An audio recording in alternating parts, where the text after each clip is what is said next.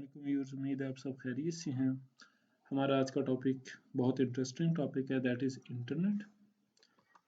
आज हम बात करेंगे इंटरनेट क्या है, इंटरनेट की एक ब्रीफ हिस्ट्री को भी डिस्कस करेंगे और इसके साथ इंटरनेट वर्क कैसे करता है इसको भी समझेंगे।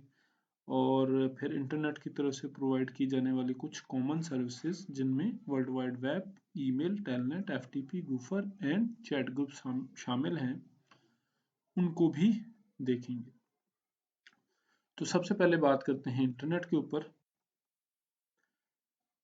इंटरनेट मींस इंटरनेशनल नेटवर्क, यानी जैसा कि हम जानते हैं कि नेटवर्क हमारे पास दो या दो से ज़्यादा कंप्यूटर्स का आपस में कनेक्ट होना इज नोन एज नेटवर्क। लेकिन अगर सारी दुनिया के या पूरी दुनिया से मुख्तलिफ नेटवर्क्स आपस में जुड़ें तो फिर जो नेटवर्क बनता है वो एक ग्लोबल नेटवर्क है, that is known as internet.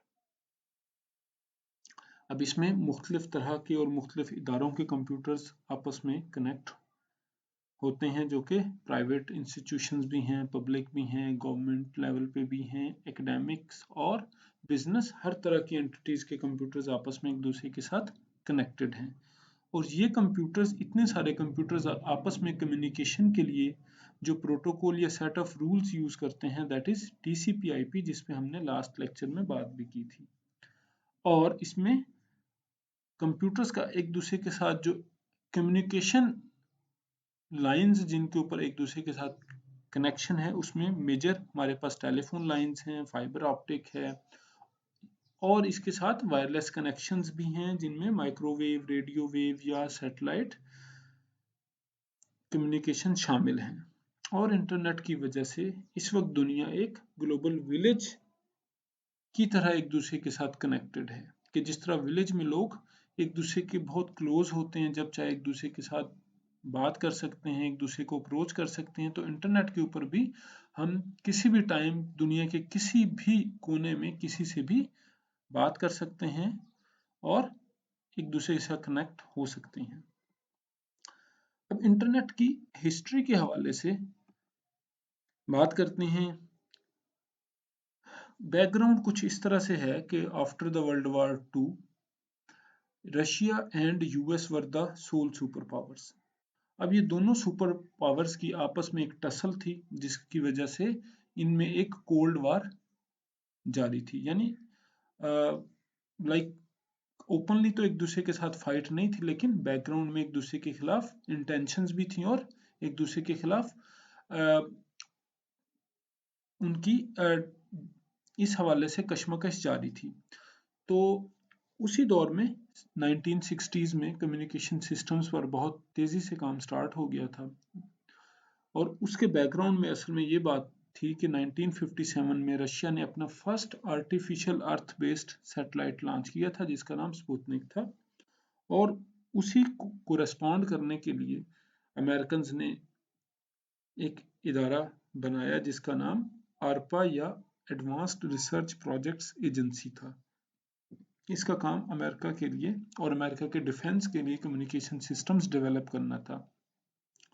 इस पर काम होता रहा और 1969 में आरपा ने फर्स्ट नेटवर्क बनाया जिसमें 4 कंप्यूटर्स आपस में कनेक्टेड थे। तो यहाँ से एक आइडिया के ऊपर काम शुरू हो गया और उसके बाद 1970s में और 80s में इस पर बहुत तेज़ी से काम होता रहा। मुख्तलिफ यूनिवर्सिटीज़, इंस्टीट्यूशंस काम करते रहे और 1986 में एक फर्स्ट मेजर डेवलपमेंट हुई जिसमें नेशनल साइंस फाउंडेशन या NSF, जो कि एक डिफेंस एजेंसी थी, उसने एक नेटवर्क बनाया जिसका नाम NSF नेट था।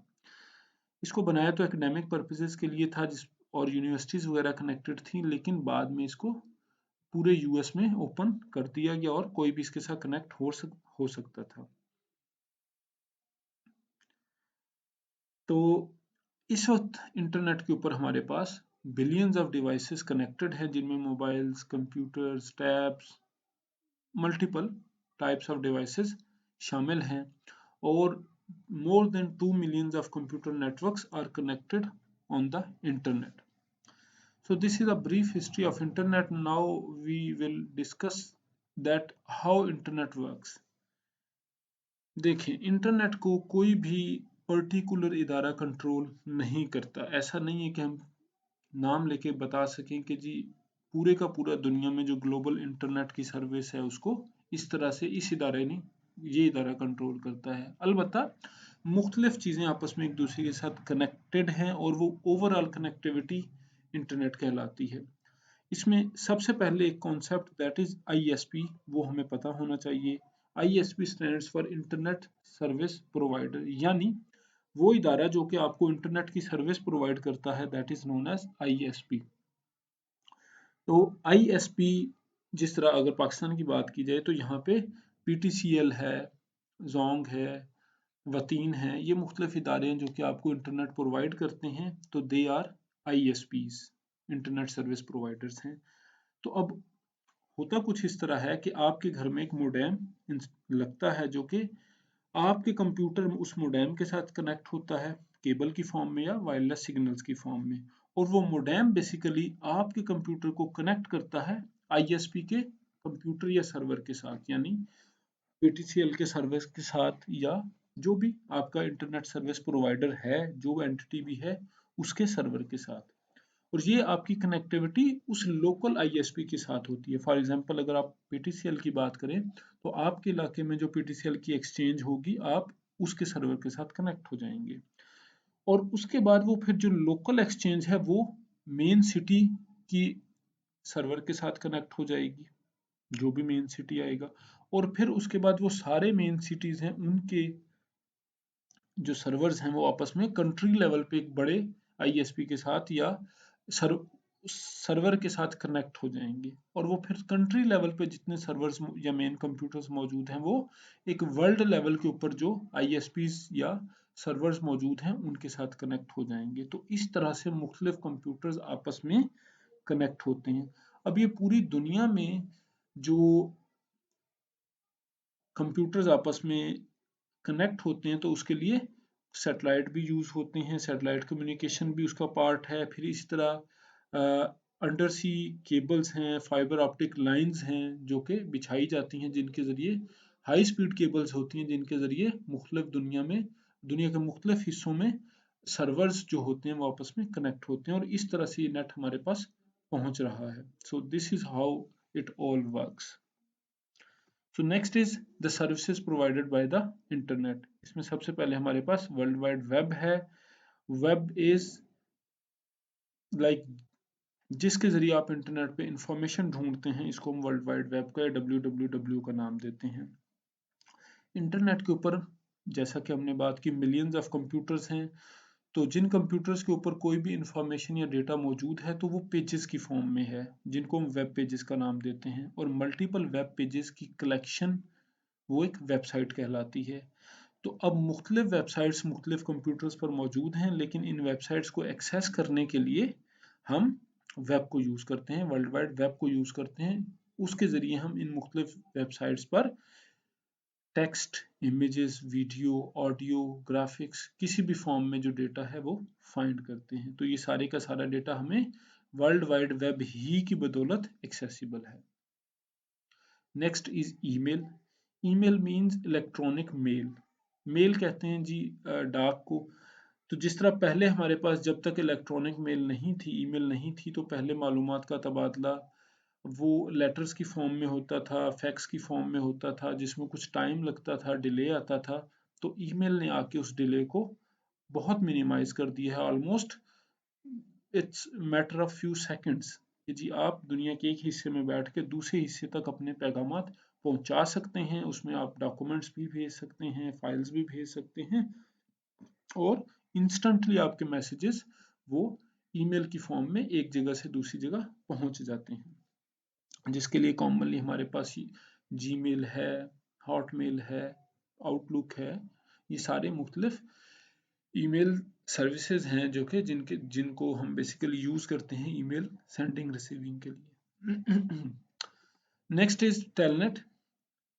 देखिए कंप्यूटर जब एक नेटवर्क की फॉर्म में होते हैं तो हर कंप्यूटर को हम नोड का नाम देते हैं, टर्मिनल भी कहा जा सकता है।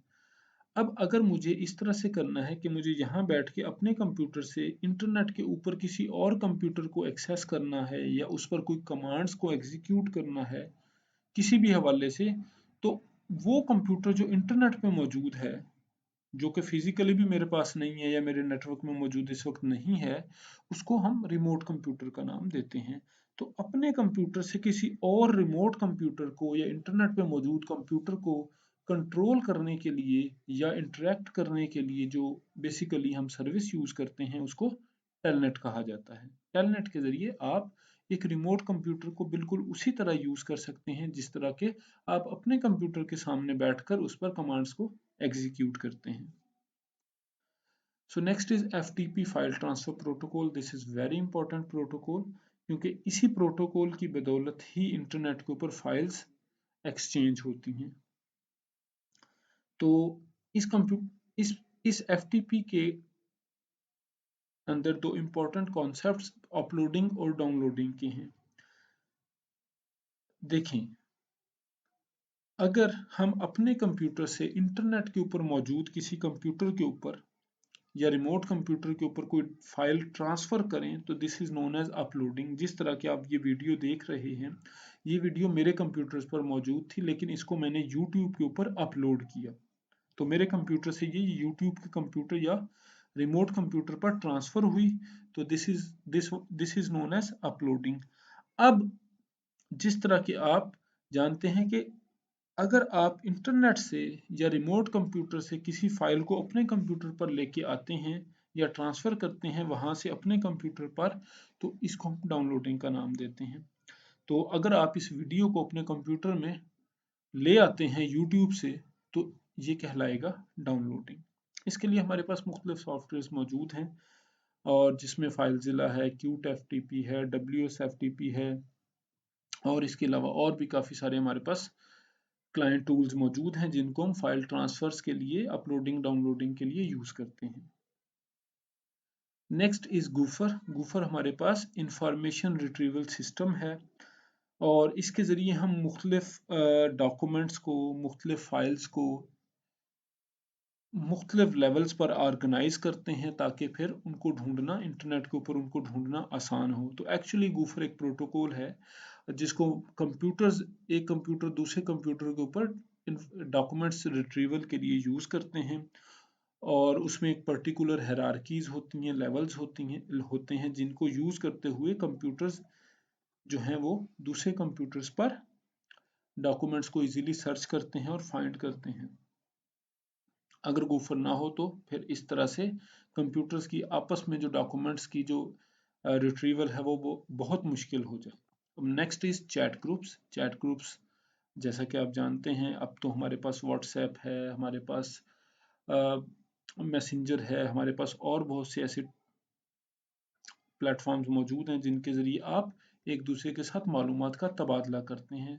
तो चैट ग्रुप्स ऐसे ग्रुप्स होते हैं जिनके अंदर आप एक से ज़्यादा लोग एक दूसरे के साथ इंस्टेंट मैसेजिंग करते हैं, कि फ़ौरन आप मैसेजेस भेज रहे होते हैं और फ़ौरन आपको जवाबात आ रहे होते हैं। और अब तो इनफैक्ट बहुत ज़्यादा एडवांसमेंट आ गई है कि अब आप चैट ग्रुप्स पर वीडियो चैट भी कर सकते हैं। लाइक आप रियल टाइम में आपको एक दूसरे की वीडियो भी नज़र आ रही है और आप उसके साथ साथ बात भी कर रहे हैं। और इवन इसमें तो स्पेशलाइज्ड एप्लीकेशंस भी आ गई हैं, जिस तरह से जूम है। जूम को आजकल ऑनलाइन लर्निंग के लिए भी बहुत ज़्यादा यूज़ किया जा रहा है, तो ये सब भी इसी कैटेगरी में आ जाते हैं।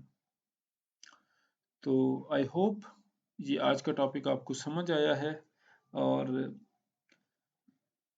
Still if you have any questions तो आप काइंडली वीडियो में जो कमेंट सेक्शन है वहाँ पे अपने कमेंट पोस्ट कर दें, हम एज सुन एज पॉसिबल आपको रिस्पॉन्ड करेंगे। See you next time with our next topic in the next video.